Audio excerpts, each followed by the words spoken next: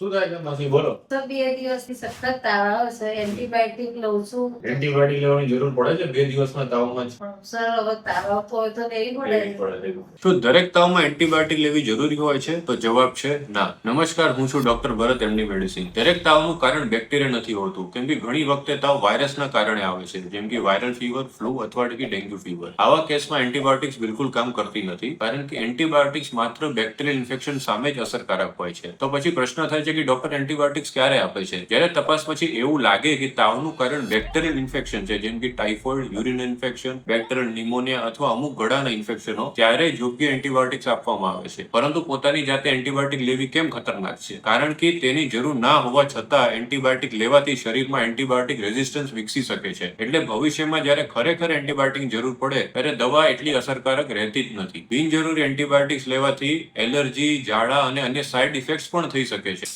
એટલે દરેક ફીવરમાં એન્ટીબાયોટિક લેવાની જરૂર પડતી જ નથી. તાવનું સાચું કારણ જાણીને જ યોગ્ય સારવાર કરવી જોઈએ. ડોક્ટરની સલાહ વગર ક્યારેક એન્ટીબાયોટિક શરૂ ના કરો, અથવા શરૂ કરી પણ હોય કોઈની સલાહથી તો ક્યારેક વચ્ચે બંધ પણ ના કરો. Thank you.